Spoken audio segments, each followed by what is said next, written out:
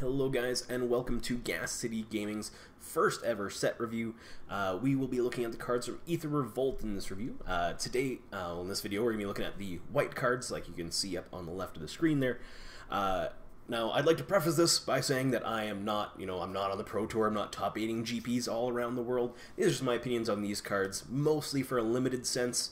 If you're newer to Magic, limited is your pre-release, your sealed, where you just are limited, hence the word, to the cards that you open in your packs. So for today, we're going to be looking at these cards mostly in a limited context. If I feel like they might make an impact in Modern or Standard or something like that, then I'll mention that at the individual card. Otherwise, we're kind of just be looking at them for limited.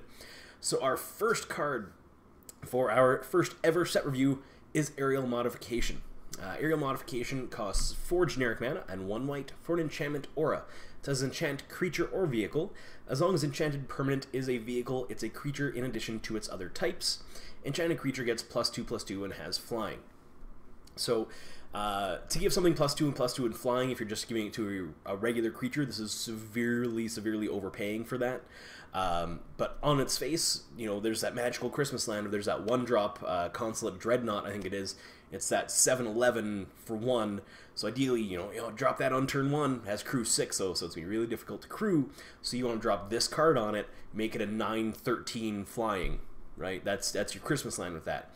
And while at the pre-release I did see that happen once or twice, that's just really kind of stretching it. So most of the time this is going to be +2/+2 and flying on a vanilla creature, which paying 5 mana for that is really kind of expensive. If you have a few good vehicles that are good in your deck anyway, like the Rhino Train or Ardar Express. Rhino Train is the actual name of the card, but if you have that card or some other good vehicles that this would just go good on, doesn't have to be that Christmas land of that Dreadnought, but if you have some good vehicles that you're going to play anyway, I could see this card getting in there. Standard Modern, way too expensive, way too limited of a scope, so I don't think it's going to get in there just for flying. Limited though, like for your sealed, for your drafts, if you're drafting a few vehicles, kind of that blue-white flyers deck, and you have some good vehicles, like I said, anyway, this guy I can see definitely making the cut. Our next card is Aeronaut Admiral. It is 3 generic mana and a white for a creature that is a human pilot. It is a 3/1 with flying that gives vehicles you control flying. Now we've seen 3/1s in limited before. Usually the non-flying versions are generic and a white, usually in white these things are. But this also gives vehicles you control flying. Keep in mind, you still have to crew those vehicles. This isn't like our last card that crewed the vehicles when it enchanted them. This one, once you crew your vehicle, it has flying. So that means to get the best value out of this card, you have to have this down and a vehicle, and they can't have any flying blockers or any, like if you're playing against a red deck, they can't have shock because this is just 1 toughness. If you want to try and attack with this, it's going to get killed by a Copter. If again, in that really good deck, you're going to put this card in the same deck you're going to put our last card, because it's the blue-white flyers deck. So again, if you have some vehicles that you're already good with playing, like you can't have vehicles for the sake of vehicles. You want to have vehicles because they're going to be good cards, like Ardar Express and the Rhino Train. If you got a couple of rare vehicles that went around in this set that we'll talk about later, really good in that deck as well. But you don't want to have vehicles for the sake of vehicles. It's kind of like when you're building your deck, you kind of want to count them as half creature, half non-creature, because in order to activate them, they're going to need you to tap down your creatures, either on defense or on offense, right? So this card, again, if you're making that deck, is going to be good, but a lot of times this is just going to be cut because you only have 1 or 2 vehicles and you don't want to pay 4 mana for a 3/1 flyer, right? I'd rather have a Windrake for 3 mana, that we will see a white Windrake here for 3 mana that has 2 toughness that can block the Thopters. In your really big white aggressive decks, maybe, but in that blue-white deck or big white aggressive decks, maybe, but I'm still pretty iffy on it. So our next card is Aether Inspector. I'm going to try and pronounce Ether properly. It's Ether, not Aether. Aether Inspector is a 3 generic mana and a white for a creature that is a Dwarf Artificer. It has Vigilance, is a 2/3, and when Aether Inspector enters the battlefield, you get 2 energy. I like how they put in brackets now, 2 energy counters. Whenever Aether Inspector attacks, you may pay 2 energy. If you do, create a 1/1 colorless servo artifact creature token.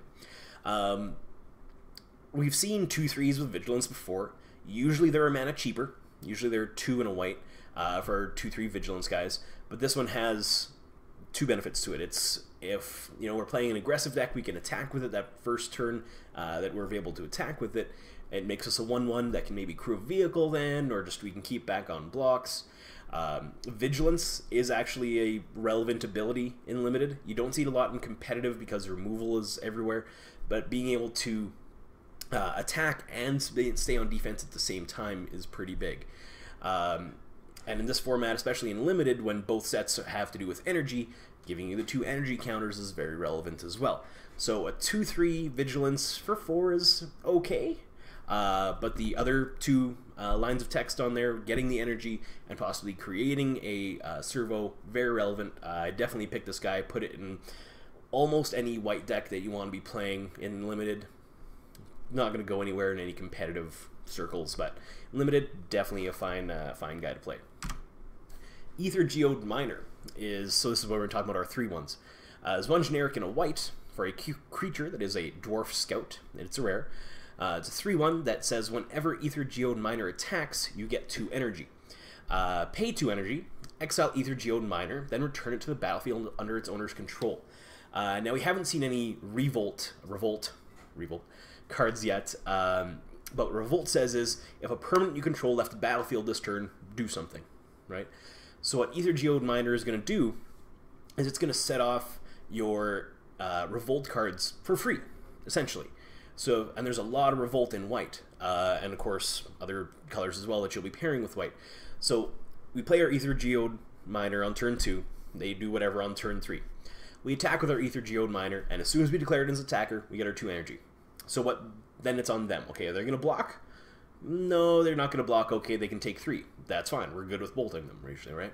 Okay, they're going to block, and it's going to trade, whether they throw a servo in front of it or whatever. Okay, so we're going to blink it. We got our 2 energy when we declared as attacker. They declare their blocks. Okay, we're gonna pay our 2 energy and blink it. When we do that, it comes back down, so it's pseudo vigilance almost at that point as well, because it comes back untapped. Then whatever we play in our second main phase has the Revolt trigger on it, right? That we're gonna get, our extra servo. We're gonna get our bonus if it's really good, like Fatal Push. We're gonna kill one of their things just outright. And even if, say, they don't attack, if they don't block, so we attack, we get our 2 energy, they don't block, they take the 3, we can then, on their turn, pay our 2 energy, blink it, instant speed, doesn't say you have to do it at sorcery speed, we can pay our 2 energy, blink it, it comes back, and then on their turn we can Fatal Push something, we can remove something, we can even just surprise block something if we have to with our miner here. They attack with something, we block it, it's declared as blocked, we blink it, comes back, it's not blocking anymore, damage is prevented, but this guy's still sitting there. So until you get reading it and you start thinking about these scenarios, I'll admit I did underestimate it in my one of my sealed pools at the pre-release, but when you start thinking about these scenarios, it just gets better and better. Definitely a really good card in Limited for both aggressive and just energy decks. Revolt decks, obviously, because this is just, like I said, a free Revolt set off whenever you want it with that 2 energy. Just a really good card all around. Really happy with it. Competitive, like standard, modern, I don't see it doing anything unless there becomes a Revolt deck, which, while it's a good mechanic, I don't see it being that good. You have Fatal Push, really good Revolt card. There's, I think it's called Deadeye Harpooner, is an alright card. It removes a tapped creature, but there's nothing just huge and game-breaking that Revolt's going to do that's going to make me want to play a deck in Standard that centers around it. But definitely Limited, awesome card. Draft, awesome card. Love it. Alright. Airdrop Aeronauts, another really good card. It's 3 generic mana and 2 white for a creature Dwarf Scouts at Uncommon. It is a flying 4/3 that has Revolt, so just like we talked about. Has Revolt when Airdrop Aeronauts enters the battlefield. If a permanent you controlled left the battlefield this turn, you gain 5 life. Now, nothing has to die. It's just like we blink our Aether Geode Miner. Blink, then we play this guy, we get a 4/3 flyer and gain 5 life. I've paid 5 mana for a 4/3 flyer in the past. That was just vanilla, and I've been more than happy with it in Limited. So if I can play one that gains me 5 life, possibly, as well, just fine with that. Blue-White Flyers is going to play this, you know, Green-White is going to play this because it's flying, and green tends to have trouble with that. I know there's a couple of reach cards in the set, and flying removal and all that, but sometimes you just need a blocker to block something in the air. Like they get the Flying Whale from the last set in their sealed pool. You're going to need this to block it, but a really good card. I'm going to pick this most of the time unless there's a really good piece of removal, or if it's like I opened the pack in draft and there's a really good rare, I'm going to pick this most of the time, barring one of those other 2 things, or if I'm already in other colors or something like that, obviously. But really good card. Love it in sealed, love it in limited. Again, I don't think it's good enough to go anywhere. A good revolt trigger, again, but not game-breaking. Like 5 life gets to the point where it might buy you a turn, maybe. And sealed and limited, more likely going to buy you a turn than in standard, when there's these just huge game-breaking swings. Less so now with the bans, but 5 life with a blocker might gain you a turn in limited, so it's really good there, but standard I just don't think it's good enough, or has enough to go with it yet, at least. Next card is Aether Evasion. For 1 white, it is an instant. It says choose 1. Target creature you control gets +1/+2 until end of turn, or return target creature you control to its owner's hand. You can look at this a couple ways. You can look at it like your combat trick. You're going to attack with something, bait them into blocking, and kill their thing. They're going to attack, you're going to block, and then you're going to kill their thing again. Or you can look at this, that what this essentially does in your hand is you have a 2-card set off revolt thing, right? So say you have just something on the battlefield. You block, they attack, you block with it, or even just you can attack, same thing like with our Aether Geode Miner, you attack with your whatever you're attacking with, blink it with Aether Evasion in your second main, and then play your revolt card down, because something left.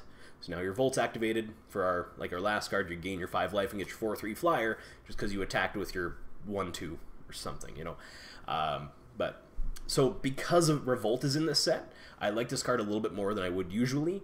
It's fine for your combat tricks, like adding 2 toughness is going to be more used on defense, I think, than offense, unless, because if you're attacking your smaller something into their bigger something with mana up, most people will be able to, okay, there's some kind of trick coming here. Usually, like if someone does that to you, make them have the card, block, make them have it, make them play it. You know, let them set off their trap now.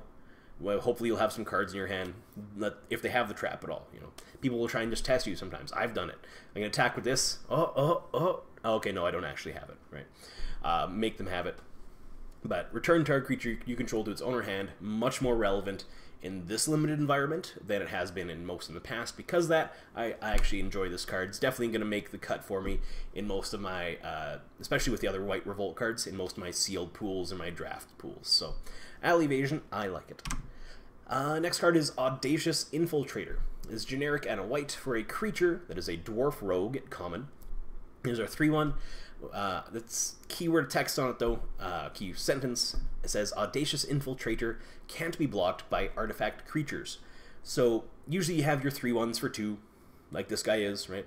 But in this set, because we have our 1/1 servos running around everywhere, or just your O2 walls, your O4 walls, this guy would be a lot less useful in that case. But it can't be blocked by those artifact walls, the servos. Normally this would trade with a 1/1 servo and you just kind of throw it away. You might not even include it because of that. I want something with 2 toughness that's going to be able to block a servo and live, preferably, right? But with this guy, you can stay on the aggressive curve. So someone plays Servo Expedition, you can attack right through it, it doesn't matter. Yeah, you're going to take 2 on the way back, but you know, this guy keeps you on that aggressive curve of it, just keep attacking, and gets you through that. All not quite as good as Intimidate, kind of backwards Intimidate actually, really. Because it can be blocked by other white creatures. But in this set, there's so many, at least in my pre-release when I saw, there's so many artifact stuff running around, whether it's just servos or other artifact creatures running around, that this guy's going to hit for at least 3, if not 6, maybe even 9, depending on the deck you're playing against. So in your white aggressive decks for your draft and sealed, really love this guy. Next card is 2 generic mana and a white for Bastion Enforcer. It is a creature that is a dwarf soldier at common. It is a 3/2. He's fine. you know. Like I said before, we've had our 2/3 Vigilance guys. They've been fine. This is just not Vigilance, obviously. This guy is made to be aggressive. So in your white aggressive decks, this is going to be one of your middling creatures. You're going to include it because it has decent stats. It attacks for 3. It's going to trade up a lot. The negatives about it, like it does have 2 toughness. So a lot of the stuff in this set has 2 toughness, and shock is in the set. So that's not always the best card to play because it can be easily removed. But it's a good aggressive white creature. It's fine. It's nothing special, but you know, this is the kind of card we've just seen before. It just hasn't said Bastion Enforcer on it before, or been a dwarf soldier before. But it's a fine card is fine. You know, they can't all be home runs. They can't all be not the card garbage fire. The card garbage fire was good, but they can't all be horrible cards. They can't all be good cards. Sometimes they're just fine cards like this. Call for Unity is a 3 generic mana and 2 white enchantment at rare. It has Revolt. At the beginning of your end step, if a permanent you control left the battlefield this turn, put a Unity counter on Call for Unity. Creatures you control get +1/+1 for each Unity counter on Call for Unity. So this is quietly, I think, can be a really good card. So again, we'll just go back to our Aether Geode Miner, and again, I don't want to be living in magical Christmas land, but just some of the possibilities you can get with this card. So you play this in your first main, attack with your Aether Geode Miner. It's probably later in the game, so they are going to block it. You blink it, and you put a Unity counter on this. Suddenly, all your servos are 2/2s, right? There's a black-white enchantment we'll get to on our multicolored review that can pretty much, for 1 mana, sack a creature, make a servo, and scry 1. If you do that every turn, kind of in the late game, your servos are going to be up to 4/4s, 5/5s, 6/6s quickly.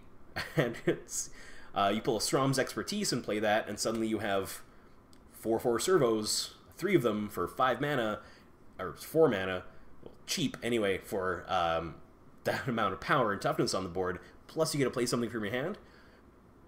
On the surface, doesn't look good, but if you're playing that black Revolt, or sorry, that white Revolt deck, this card is going to be real good if you got some Revolt triggers in your deck. So really like it. Again, in the right deck, if you're playing green-white tokens, if you're running low on playables, I can see playing this, because even when something dies, this gets a Unity counter. You don't need to have a blink effect for it to be good, or have some kind of really good looping effect like that enchantment for this to be good. Okay, I'm going to block with my servo. Okay, this gets a counter.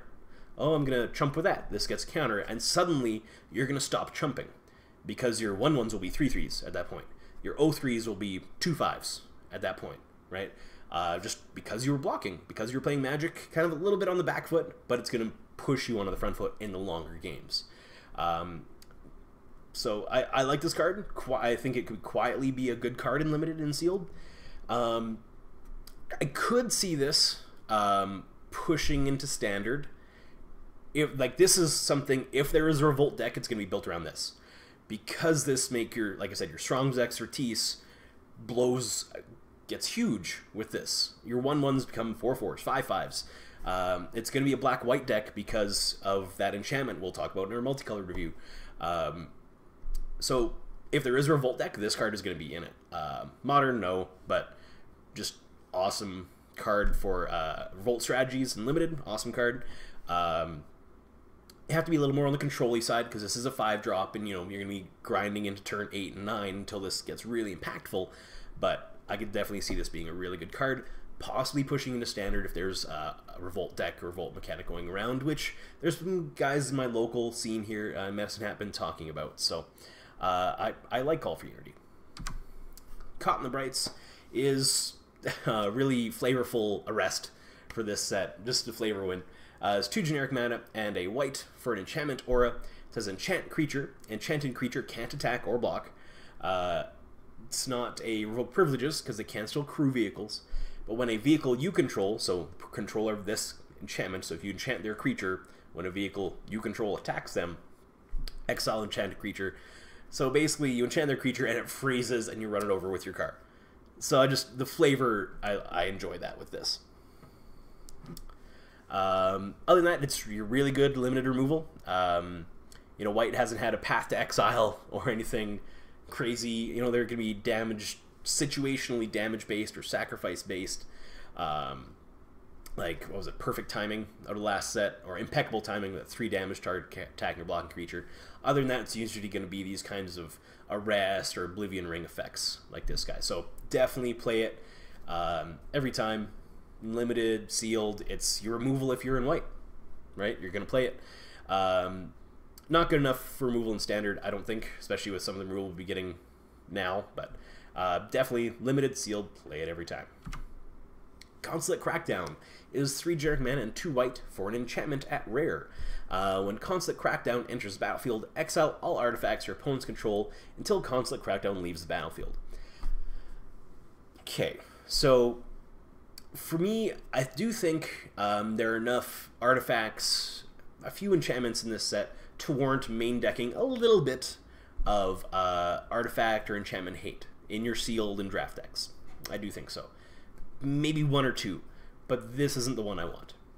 If this is definitely sideboard, if I'm playing against somebody who drafted the servo deck, this is coming in. But in draft, there's also going to be somebody who just drafted the green-white creature deck, or the green-black creature deck, or the green-red creature deck, that this isn't going to do very much against at all, right? So, because of that, this is more of a sideboard card for me, in limited and in sealed. I want a main deck like my Fragmentizes. Those are the main deck removal for artifacts that I want in the deck, not Consulate Crackdown, unfortunately. Because of that, like there's been talk about, what's the mechanic called, where you tap your artifacts to make something cheaper, right? So artifact control, kind of black-blue artifact control becoming a thing.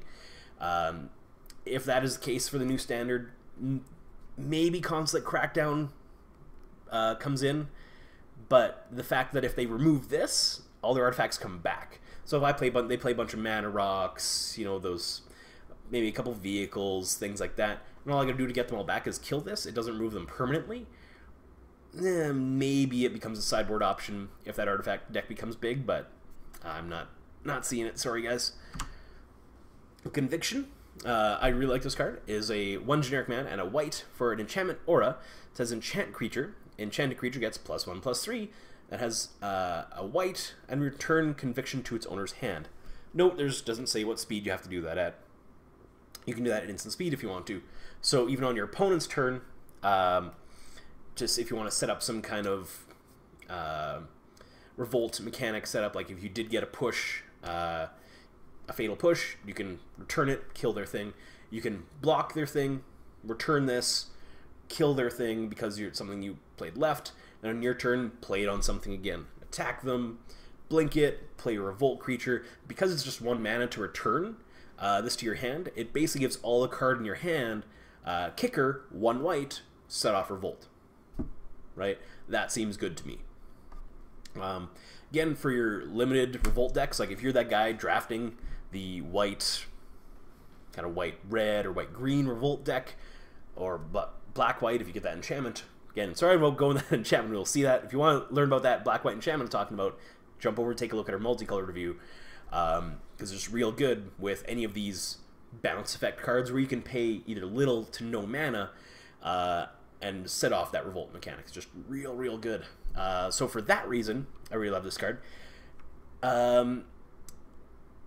I don't know, like it doesn't do enough on its own for me to see standard play. If there's a revolt deck, like I said, you're still gonna have really good creatures in the revolt deck, and really good removal. And I don't think this is good enough to take the place of that. You're gonna have cards like that black-white enchantment. That's gonna be your revolt trigger because it's 1 colorless. You don't have to pay the white, and you could potentially just keep the creatures if you need them. Or Call for Unity, where it just pumps all my things. Those are going to be the things that I want my revolt triggers for. Not necessarily this. Limited, sealed, yes. This, just yes. Standard, unfortunately not.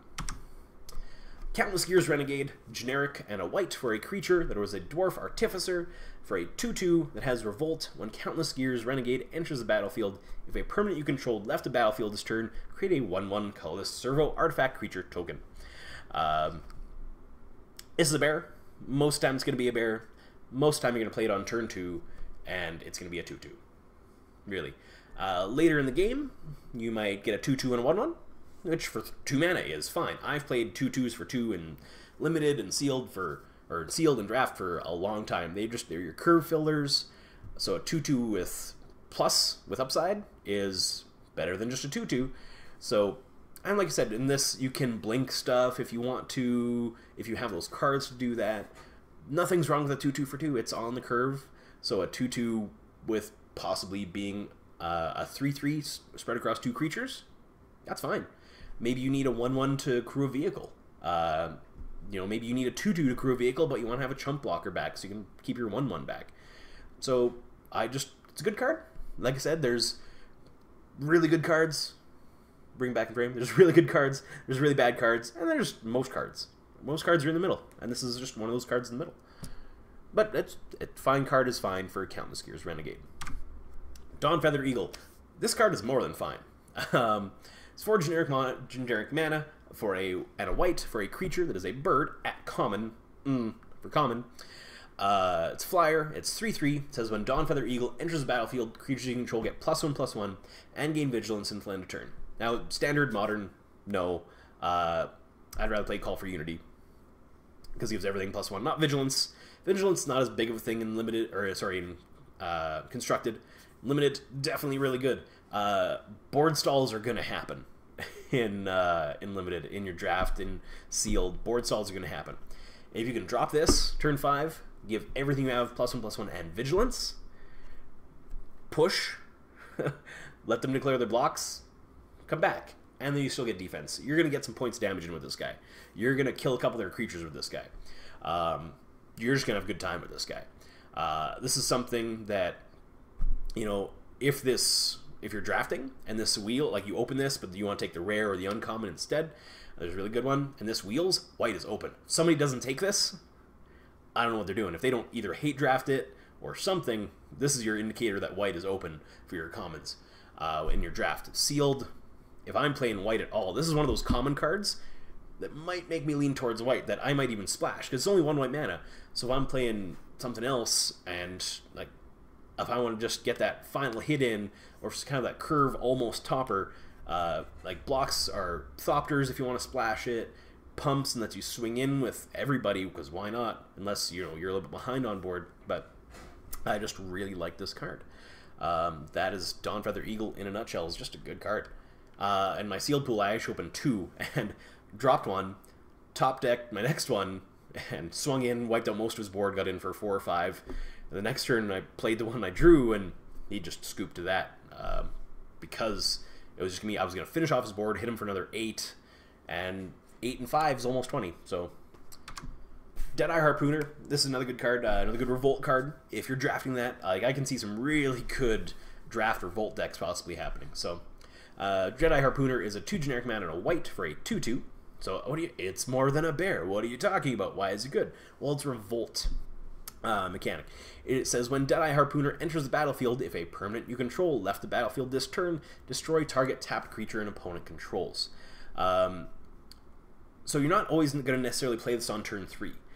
A lot of times I'm going to hold this in my hand, let my opponent swing into me once they play their big fatty, their big bomb, and then drop my 2/2 and kill it.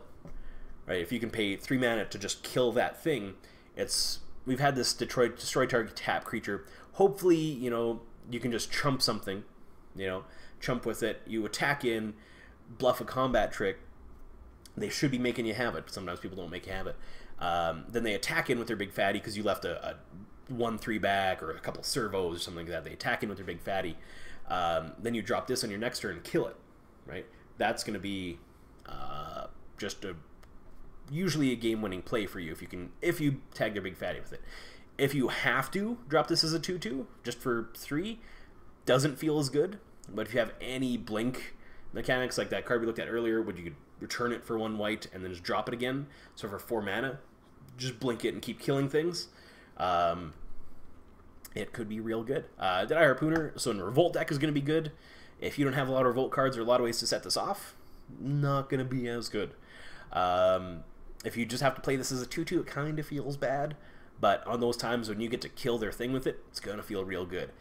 Because of that, especially if you don't get a lot of removal in your pool, but you get a lot of white, like I did in one of my pools, this is going to be one of your removal tricks that you're going to play strategically because of that. So I like it, especially, like I said, especially in the Revolt decks, but not in all the decks. But definitely could be a really good card. Decommission. 2 generic mana and a white. For an instant, says destroy target artifact or enchantment. Revolt. If a permanent you controlled left the battlefield this turn, you gain 3 life. So instead of our one where we're exiling until the O-ring for enchantment for all your artifacts, this is what I want to play. I want to play, they drop, you know, their Gear Hulk at the end of their turn, kill it. That seems fine. That seems more than fine to me. I don't want to exile it until they end up killing this enchantment, then they get the ETB effect again. I just want it dead. I want it dead, meow. Yes, meow. So Decommission is going to be one of those spells that I main deck for artifact and enchantment removal. Because in this set, especially this limited environment, I have yet to see a deck that plays, just in my personal experience, in this limited environment, that plays no enchantments or artifacts.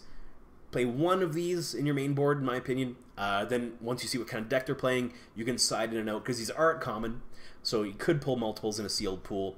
Maybe even in a draft, I could see these possibly going a little late. Like I can definitely see these wheeling once if it's in the pack you open. But it's a solid card in this environment. Again, not really standard or modern, but this limited environment going to be real good. Deft Dismissal is 3 generic mana and a white. For an instant, it says Deft Dismissal, it's hard to pronounce, deals 3 damage divided as you choose among 1, 2, or 3 target attacking or blocking creatures. I got blew up with this kind of bad at one of my pre-releases. Because, like, you know, you block, okay, this is going to win by 1 toughness, this is going to win. So they did their damage, they traded away a couple of their mediocre creatures for a couple of my good blockers that I had left, and then on their next turn they swung in for the win. It's not Forked Bolt, but only Forked Bolt is Forked Bolt. This is the Forked Bolt we get. It's not the Forked Bolt we need, it's the one we deserve, however that goes. But it's fine. Because it's an instant, it's better. If it was a sorcery, it'd be not good, because then you'd have to, you know, you wouldn't be able to trick it mid-combat. It's okay. I've seen people play it, and it definitely does work when you play it, because at the very minimum, it's just 3 damage to their thing. And a lot of times in this format especially, there's, I think I did a count, and there's 93-ish creatures in Aether Revolt. And of those, more than 50, depending on Revolt triggers and where you put counters when they enter, but the toughness printed on the card. This would kill more than 50 of those 93 creatures with the toughness printed on the card. So if somebody sells a card that just says, somebody prints it, says 4 mana, kill more than half the creatures in this set, I'm gonna play that. So for that reason, I would play Deft Dismissal. Exquisite Archangel, Mythic, 5 generic mana and a white, and a white. What? Sorry, I'm tired. It's a creature angel. It's a 5/5 flyer. If you would lose the game, instead, exile Exquisite Archangel, and your life total becomes equal to your starting life total. Now in Commander, this means I hate taking the Commander cop-out, because really there's so many Commander strategies that you can play most cards in some kind of Commander deck. So in Commander, this means you start back up at 40 life. In Sealed and any kind of limited environment, standard, modern, you go back to 20. Still, though, seems good. Note that this doesn't reset the game. So if you would lose, instead exile this, and you get back up to 20 life. If you are at 10 infect, you lose the game, you exile Archangel, and then you still lose the game because you're at 10 infect. Right? If you fail to draw a card, you sacrifice Archangel, your life goes to 20, and then you fail to draw a card still and you lose the game. On your next turn, granted. But like for Infect is a state-based effect, so that first time I fail to draw a card, oh, I can't draw a card, Exquisite Archangel, okay, attack, pass the turn, back to me, oh, now I fail to draw a card and lose. So it doesn't get around everything, but definitely seems really good. If this was an artifact, like an Angel artifact, some broken stuff could be done with it, in Standard, at least, because with cards like Refurbish, 4 mana, put it back on the battlefield, right? So, like, if you have unlimited, 7 mana is a little hard to get to, but I'm not going to not play this in Limited and Sealed if I get it and I'm in white. You can't really splash it because it's too white, but if you're already kind of leaning towards white and you open this, I'm playing white suddenly. 5/5 flyer and limited is just good. Never mind the second paragraph there. Past that, don't really see doing anything. For older formats, I personally would rather reanimate a Grizzlebrand than this. Maybe you might see a few people online. And the only reason I know a lot of, well, not a lot, even a lot about Reanimator, but I've watched recently Aaron Campbell from Magic Mike's play Reanimator online a little bit recently, and check her out. Awesome streamer, super entertaining. The whole Magic Mike crew, just love you guys. Anyway, rant over. Maybe becomes a sideboard card, but because they can turn one a Grizzlebrand, there's not going to be a lot of, like, they're not going to side this in against another deck that's more aggressive than they are, because they're one of the most aggressive. They can turn one a 7/7 flyer with lifelink, pay 7 life, draw 7 cards. That seems good. So I don't think this is good enough to get there, but like I said, I'm talking about Legacy now, and don't ask me about Legacy. I'm just from watching Aaron. But anyway, limited, sealed, play it all the time, every time. Felour Guardian, the notorious Felour Guardian, the notorious FG, if you will. Sorry, bad rap reference. So it's 3 generic mana and a white for a creature that is a cat beast. Whenever Felour Guardian enters the battlefield, you may exile another target permanent you control, then return that card to the battlefield under its owner's control. And it is a 1/4 at uncommon. If you don't know, this is part of a infinite combo in Standard. I'm sure everybody's heard about it by now, but if you don't. So I have Saheeli Rai out.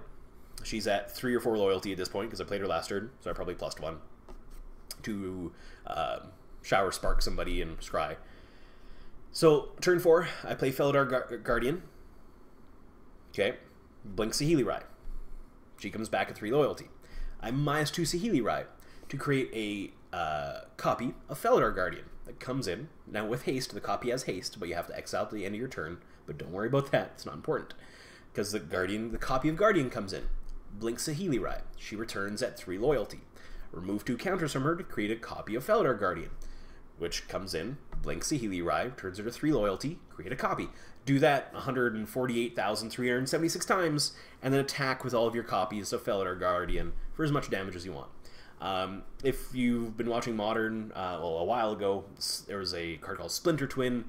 There's a number of infinite combos that do essentially the same thing. Create infinite copies with haste and attack with them. Some people are very scared of this. There are ways around it. We'll talk about ways around it later.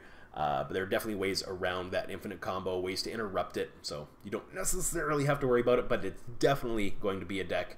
There is another infinite combo that goes in the same deck that we will talk about later as this that could make that deck a scary thing, and if that deck becomes as big of a nuisance as people are expecting it to, I would be surprised if this sees its full rotation in Standard without being banned, at least for some period of time.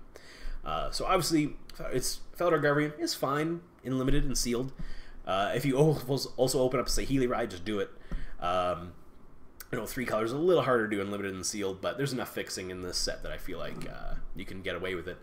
And just also, then you have a couple of really expensive cards. Well, not this one, obviously, because it's an uncommon, but Saheeli like doubled or more in price when this card was revealed.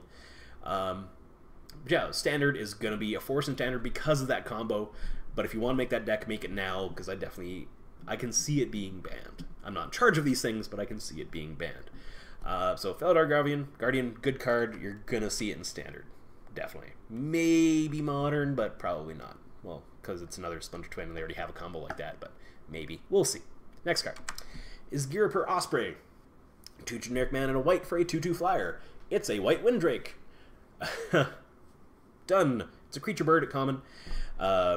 Many airship captains keep pets that share their love of the sky. Oh, that's so nice. Flavor text. It's fine. And your blue-white flyers deck, even in...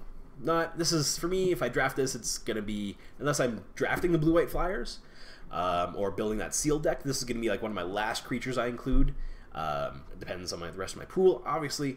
But just, I want to block those Sopters.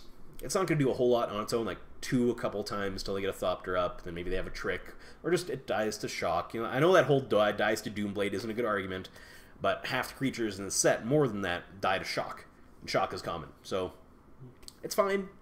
Like I said, there's really good cards, there's really bad cards. This one's right here, most of them are right here. Restoration Specialist. This is 1 generic mana and a white for a creature Dwarf Artificer. At uncommon, has white, sacrifice Restoration Specialist, return up to 1 target artifact card and up to 1 target enchantment card from your graveyard to your hand. It's good.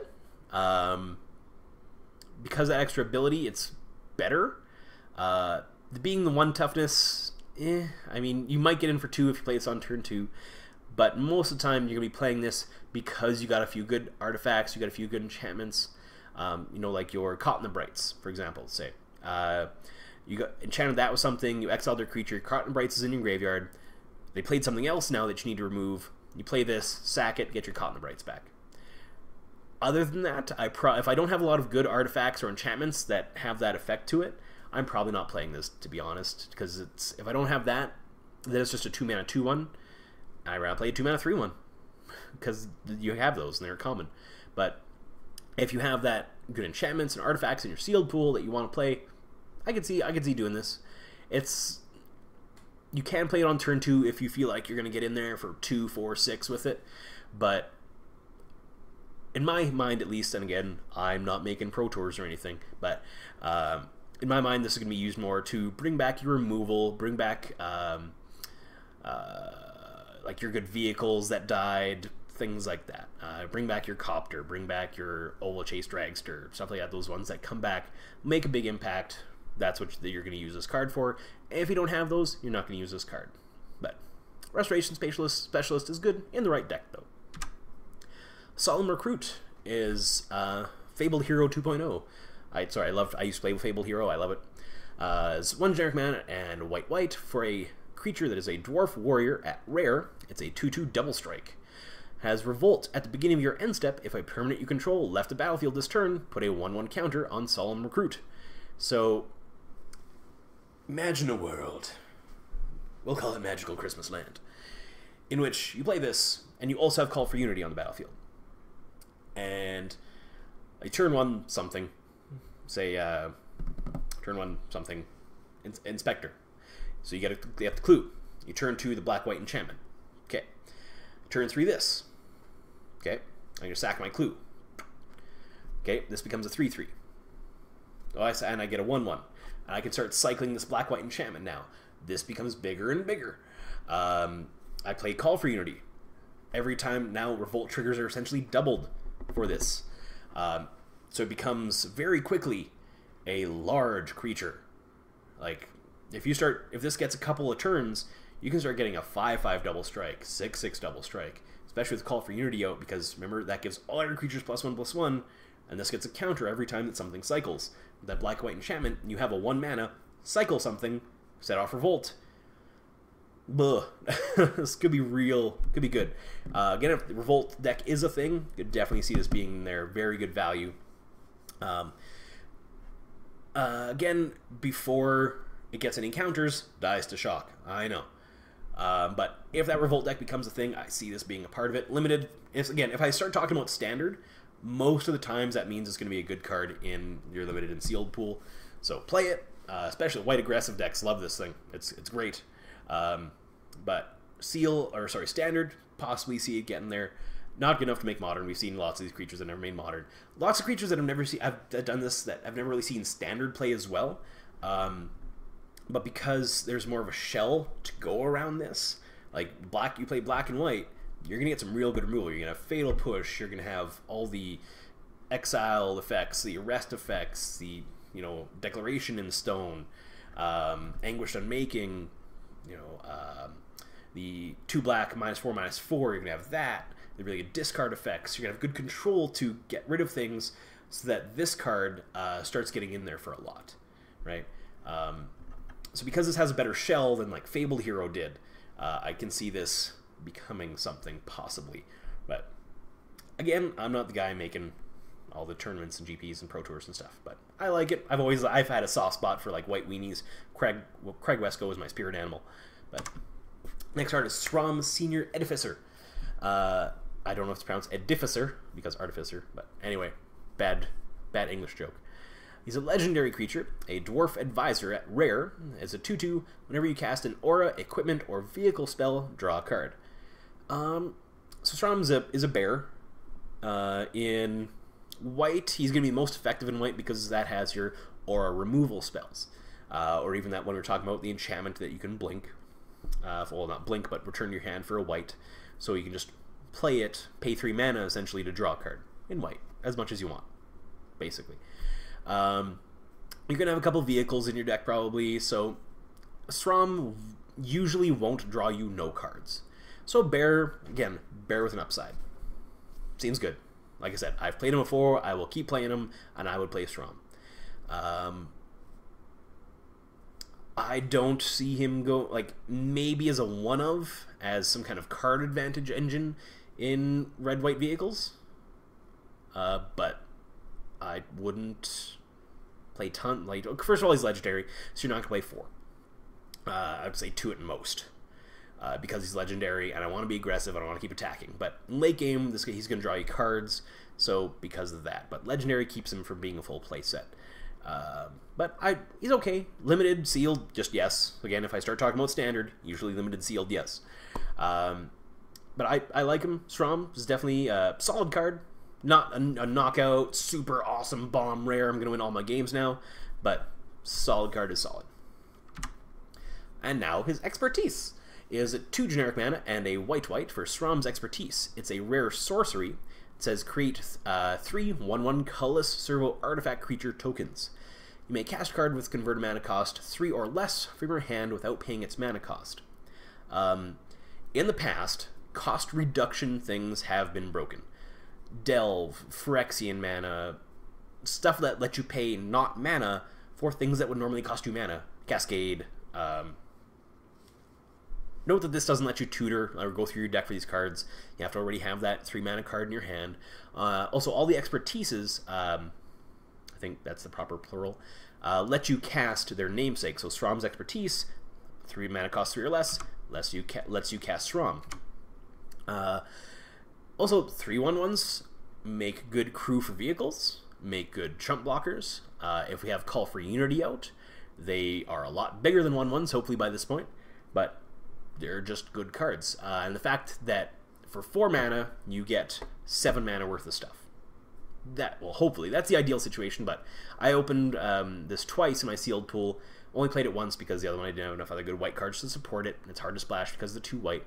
But if you're playing white, this is going to go in there without a doubt. I didn't always get a free spell off it. Like I did, I got the kind of semi-dream world. You know, I cast this, got my 3/1/1s, cast Caught in the Brights off of it. So if you can cast this, get some chump blockers, and remove something, that's potentially game-swinging play, especially in sealed or limited. I find them hard to judge. I'm not the standard expert, but if I can cast something for 3, there's a lot of really good 3 mana cards in this set.